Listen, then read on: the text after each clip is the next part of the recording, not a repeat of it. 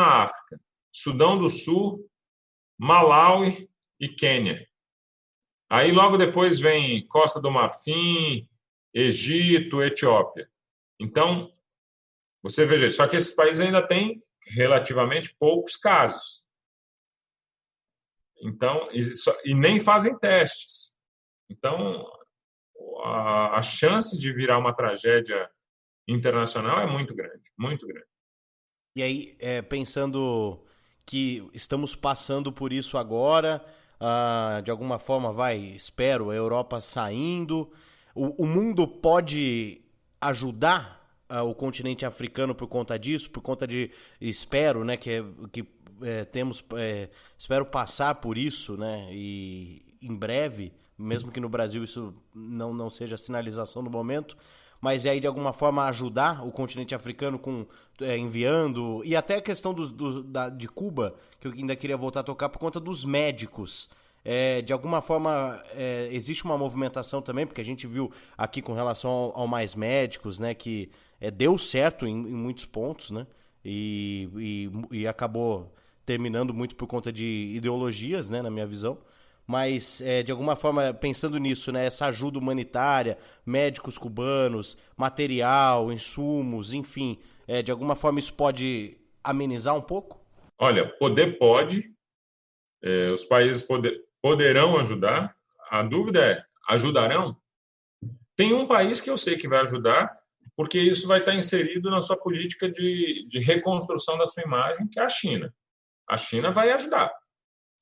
Reconstrução de imagem, ampliação do seu soft power lá na África, ampliação da sua presença na África. Isso a China vai fazer, eu tenho certeza. Os outros países, eu não sei. Talvez alguns países da Europa, mas não sei. Estados Unidos, Brasil, Rússia, não sei. Não sei nem se vão ter saído ainda das suas respectivas crises, antes de a crise africana começar. E com relação a médicos cubanos, existe algum movimento? Eu acho que deve existir. Eu não tenho informações, eu acho que deve existir. Agora, a gente tem que compreender o seguinte: como é uma doença que não tem cura ainda, mesmo aqui no Brasil, mesmo aí no Brasil, mesmo nos Estados Unidos, a grande digamos, a atuação dos médicos é uma atuação tentativa, né?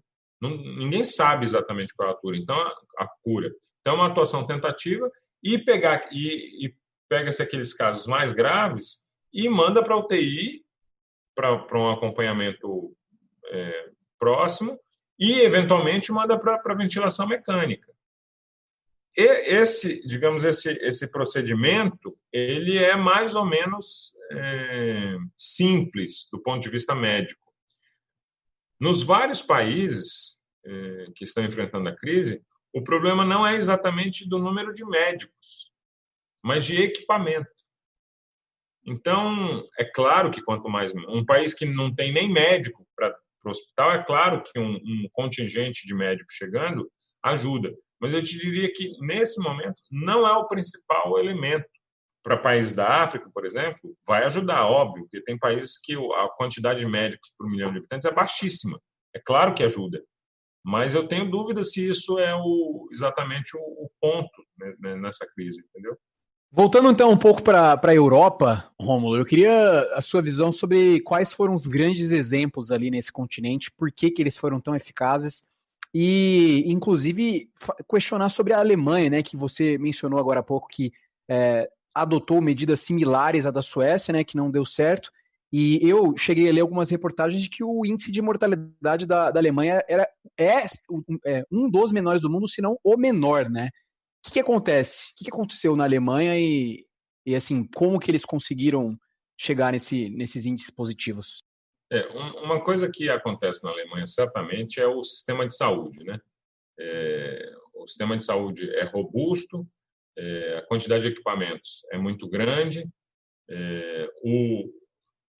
a organização demográfica do país faz com que as pessoas idosas sejam ativas, então elas têm uma rede de atuação, elas não... É diferente de alguns outros países onde há muitos asilos, né?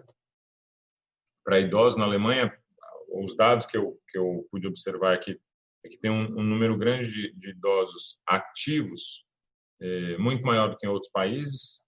Então, isso dificultou aquele tipo de propagação que houve muito nos Estados Unidos e também na Suécia, nas casas de repouso. Teve casas de repouso, e na Itália também, casas de repouso assim que 60% dos idosos lá contraíram o vírus.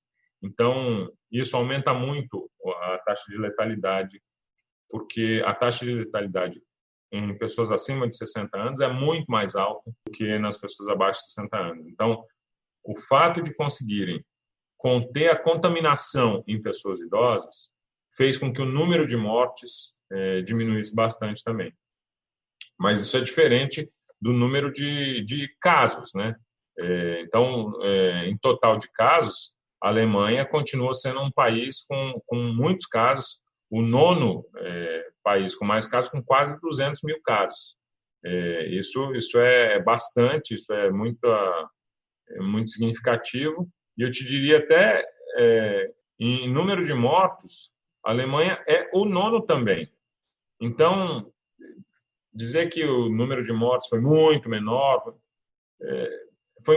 em relação ao número de casos, mas foi muito alto também. Mas provavelmente foi em relação a essa estrutura demográfica entre os idosos na Alemanha, porque morre-se muito mais entre idosos. Não foi uma questão específica da política geral da Alemanha, porque eu tenho muitos amigos na Alemanha, a impressão que eles têm é que o controle da quarentena, o controle do isolamento social na Alemanha foi muito menor do que no Reino Unido e na França, por exemplo.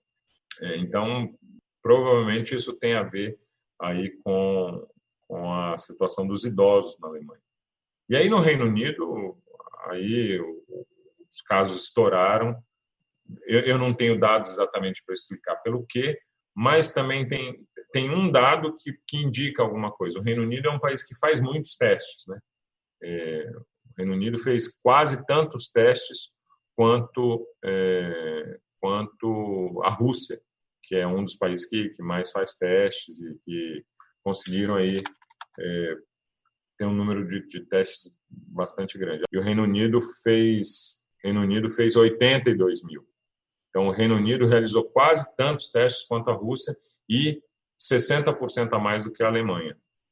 É um dado que nos diz que o número oficial do Reino Unido é confiável. E agora, saindo um pouco do coronavírus na Europa, queria conversar um pouco com você sobre o crescente autoritarismo na Polônia, né, do Andrzej Duda, e na Hungria do Viktor Orbán, né? Porque isso, ler sobre esses países hoje na Europa tem assustado, né? Eu vejo as pessoas se mobilizando, comentando que, quem imaginaria que isso ia acontecer no coração da União Europeia, né? E eu queria saber a sua visão. O que isso representa para o futuro da União Europeia, né? Inclusive, na Hungria, o Viktor Orbán, utilizando-se do coronavírus, chegou a fechar o Congresso Nacional deles lá, né? Esses eventos, digamos, políticos internos, numa Europa que tem várias disputas pela narrativa, esses países do leste europeu, eles têm uma quantidade grande de respostas para dar para a população nos próximos anos. Eles vão se integrar na União Europeia? Como eles vão responder ao problema de emprego no país? Como eles vão responder ao problema de desindustrialização? Como eles vão responder ao problema de refugiados? Como eles vão responder ao problema de novos imigrantes? Porque, veja, esses países, hoje, agora, estando na União Europeia, eles são vistos como oportunidades para nacionais de países que não iriam. Antes da Polônia fazer parte da União Europeia, da Hungria,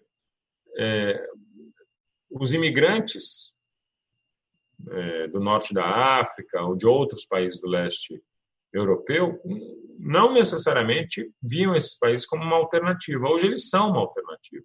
Então, o autoritarismo é a resposta mais rápida e mais fácil a essas questões. Então, eu não sei se quando você fala que ninguém imaginaria, não sei, talvez muita gente imaginaria. Muita gente imagina que, inclusive, você falou de Polônia e Hungria, mas a gente pode falar da Turquia. Todas essas respostas autoritárias, elas são respostas fáceis, não necessariamente corretas, e na maioria das vezes não corretas, a problemas estruturais que aparecem. A gente tem um exemplo nosso, próximo, né? Quer dizer, para problemas X, Y, Z, muitas pessoas veem o autoritarismo como a resposta, porque é algo de simples implementação, de resposta rápida, de resposta preto no branco, no sentido de ser simplista.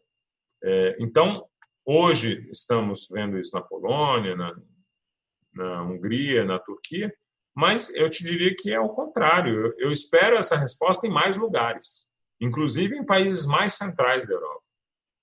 Porque os problemas, eles são complexos, exigem soluções complexas, negociadas, dialogadas.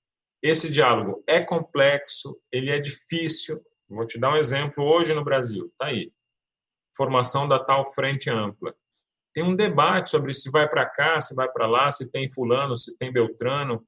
A resposta autoritária é muito mais simples do que isso. Então, a resposta autoritária, ela está sempre no horizonte, sempre no horizonte.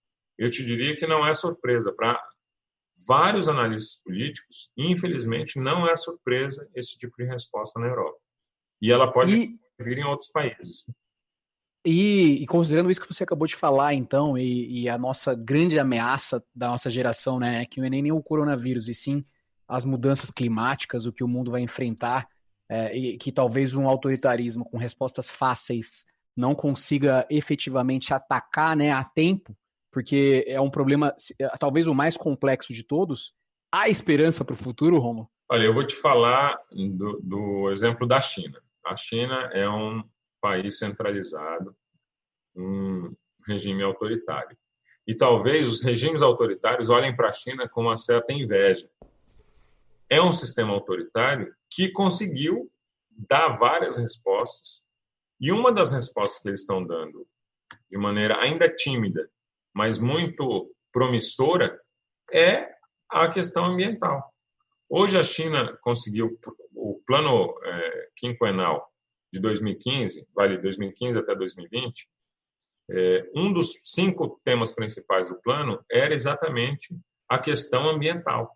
Eles diminuíram a poluição ambiental de Pequim, por exemplo, para níveis abaixo de Nova Delhi.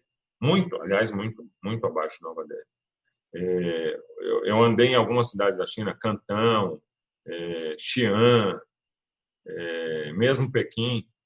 Olha, eu vou te falar que a resposta da China à questão ambiental, ela é promissora. É claro que tem um problema grave lá, que 60% da matriz energética da China ainda é carvão.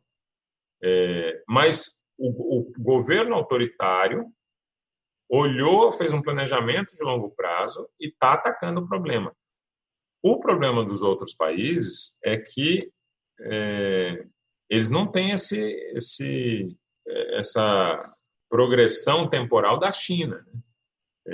Os regimes autoritários, eles, primeiro, não estão dentro de um regime maior de planejamento, eles são uma disputa pelo poder, uma resposta autoritária é uma disputa imediata pelo poder, não com base histórica, como na China, na construção de uma nação, mas com base em preconceito. Eu te diria o seguinte, a resposta autoritária desses países é uma resposta a problemas de curto prazo.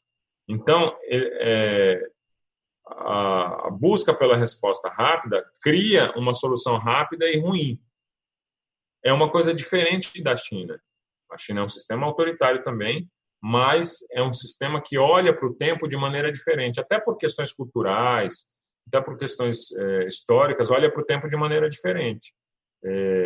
Então, não é o fato de ser autoritário apenas, porque a China está respondendo a essa questão.